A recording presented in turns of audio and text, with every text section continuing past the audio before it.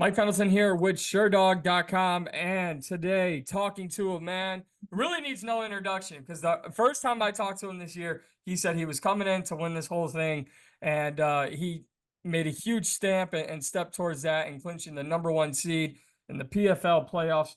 He'll be taking on Tim Johnson August 2nd in Nashville, Tennessee, the one and only Denis Goltsov. Denis, good to talk to you again, man. Very successful regular season me too. for you. Мишенька, How was Да-да. the regular season for you? Как был регулярный сезон? Как был для тебя он? Как он прошел? он начинался достаточно тяжело, немножко подготовка вышла из-под плана, из моего плана, к которому мы шли, но в целом получилось провести бой положительно, и уже после первого отборочного боя я уже смог набрать хорошую форму и финишировать своего оппонента досрочно, красиво. И, в принципе, сейчас, после крайнего моего победного боя, я приехал, продолжил свой кэмп, и сейчас в очень хорошей форме, и чувствую себя великолепно, и готов побеждать. Yeah, the season started a little bit not in the best foot. It started a little bit slow. However, after the first fight, it started getting better, and now I'm continuing my camp after my last fight, and right now I feel great. Everything is on point, and I'm ready to fight, and I'm ready to show a good fight. So here in America, you know, the other professional sports, it means a lot when you're the #1 seed. In PFL and combat sports, we've never seen this before in terms of a format style that they have. With you being the #1 seed, you got the most points in the regular season. Now, it means something in other sports, but as a fighter, as a combat sports athlete, does having the #1 seed mean something to you, meaning you were the very best in the regular season? Важно ли для тебя то, что ты сейчас в рейтинге как #1 звено, и то, что ты как бы лидируешь, это какое-то влияет, дает тебе какое-то давление, или как на это смотришь вообще? Слушайте, ну, я неоднократно уже повторял, что первый номер рейтинга – это абсолютно ни о чем не говорит. Его первый номер может и выиграть, и 6-й номер, и 7-й – это дело случая, это тяжелый вес. Поэтому я неоднократно был первым номером в предыдущих сезонах, но, к сожалению, я еще не был чемпионом, поэтому это не показатель. Скажем так, это не основной показатель. Yeah, being as #1 seed is very nice, but at the end of the day, it doesn't mean anything. Today you can be #1 seed, and tomorrow you're fighting against somebody who's #6 or #7, and he takes you out. So it doesn't really matter. What matters the most is you have to fight, and you have to win the fights. You'll be taking on Tim Johnson in Nashville. Tim Johnson gets the short notice call, has a crazy fight. What do you make of Tim Johnson as an opponent? Тим Джонсон так получилось, что у него последний бой, один бой, он раз и прошел. Как ты смотришь вообще на Тим Джонсона, что ты про него думаешь как бойца? Ну, чисто как бойца, конечно же, могу сказать, что лучшее его время прошло. Лучшие формы, которые он имел, он показал уже у себя на мировой арене с легендарными спортсменами, с легендарными бойцами, которые сейчас уже, кто-то из них уже завязал, кто-то из них в топе UFC. Но я хочу сказать, что у него колоссальный опыт, который помог ему выиграть крайний бой, даже не имея, скажем так, таких преимуществ явных и в подготовке, и в техническом плане. Но, тем не менее, он сугубо только из-за своего опыта выиграл этот бой. Yeah, at the end of the day, Tim, he had his best days and his best competitive days already. He fought some of the big names, some of the legends in the sport. Some of them are already retired. Some of them are, competing on the highest stages in MMA combat. Um, However, what helped him win is his experience. He's very experienced fighter. He fought for many years, and he's very knowledgeable and experienced, and uh, that's what helped him win his last fight. He's not necessarily was in a training camp. He's not necessarily was in a great shape or anything, but that didn't matter because his experience took over and gave him the win. Ну You're и also чисто по человеческим качествам, конечно же, он классный парень, который очень похож на многих наших соотечественников. Он нормальный, простой, понятный парень, который действительно трудится, зарабатывает на свою семью, впахивая каждый день, поэтому к нему очень большое уважение. Так, ну, очень душевно отношусь к нему. And that was as a fighter, and as a human, he's a very nice man. He's a very hard worker. He's very genuine guy, easy to get. He's easy to talk. He's down to earth. I respect him, and that's the other side on the as of a Tim. Yeah, absolutely. And you've gone through a lot of veterans this season, right?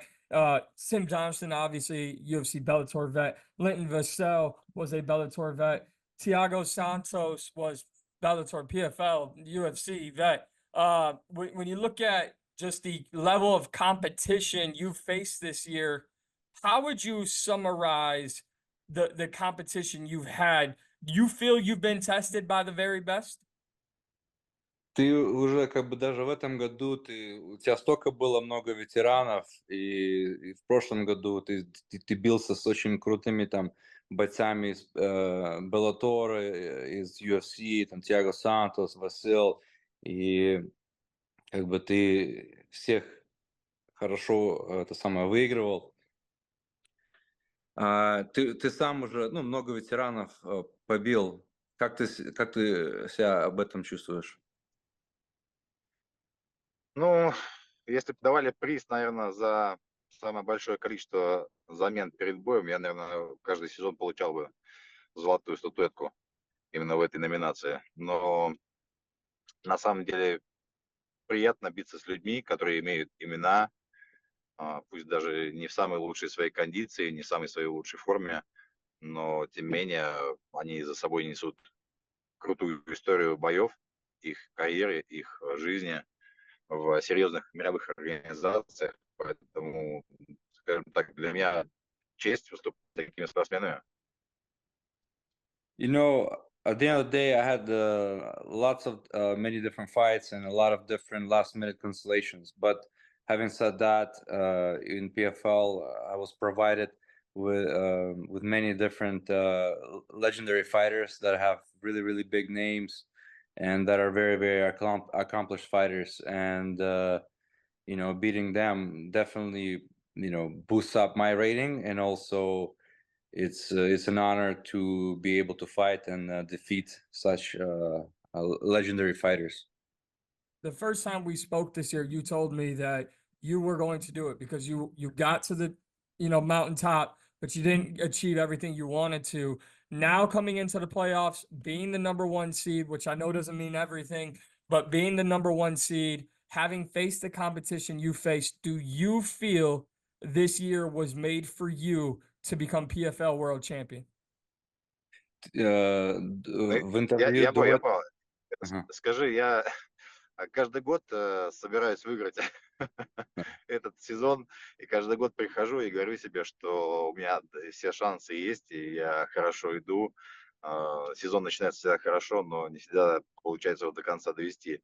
И, наверное, это самая важная часть и самая профессиональная, как раз таки, вот эти миллиметры, довести все до конца и стать, наконец-таки, чемпионом. Every year it starts a similar way. I always want to, I'm confident. I want to win, and I'm winning and winning. I'm getting to that, the finals, and just something is not there, it was not enough. And I'm hoping that this year all the cards and everything, all the stars will line up to exactly to use that professionalism and use those little millimeters of instinct and everything to be able to actually achieve that title and actually finally get it. And what would it mean to you and your career and your personal life to get that title and become PFL champion? И все же, что это будет для тебя значить, когда ты станешь чемпионом PFL и все-таки возьмешь титул мира? Ну, в первую очередь, самореализация, так как я все-таки спортсмен, в первую очередь, и хочется залезть на максимальный высокий Олимп, чтобы доказать всем, доказать в первую очередь себе, что ты можешь быть в топ-10 и действительно претендовать на звание лучшего. Yeah, the main thing is self-realization. It's something like, you know, all these years of work. I'm a professional fighter, and it's the realization of actually reaching that goal and finally establishing and putting a map on it, putting my last name as a world champion. Now, I don't want to look too far ahead, but I do have to ask you, on the other side of the bracket, Leighton Vassell is in the playoffs now, and he'll be taking on Oleg Popov, another Russian fighter. How do you see that fight going? Who would you like to face when you take care of business on August 2nd? Who would you like to face in the championship? Это очень Ну, конкурентный бой будет, и я думаю, что у каждого есть большие из них шансы. За каждым из них я следил, с одним из них я бился. И хочу сказать, что Линдон Вассел, он очень непредсказуемый, и у него реально есть хороший шанс, и он может им воспользоваться как раз-таки в то время, когда от него этого не ждут. Он, собственно, показал это в прошлом своем бою. Поэтому для меня, конечно, психологически будет с ним легче работать. Я уже с ним бился, я уже знаю, как он себя ведет, что он делает, где его слабые и сильные стороны.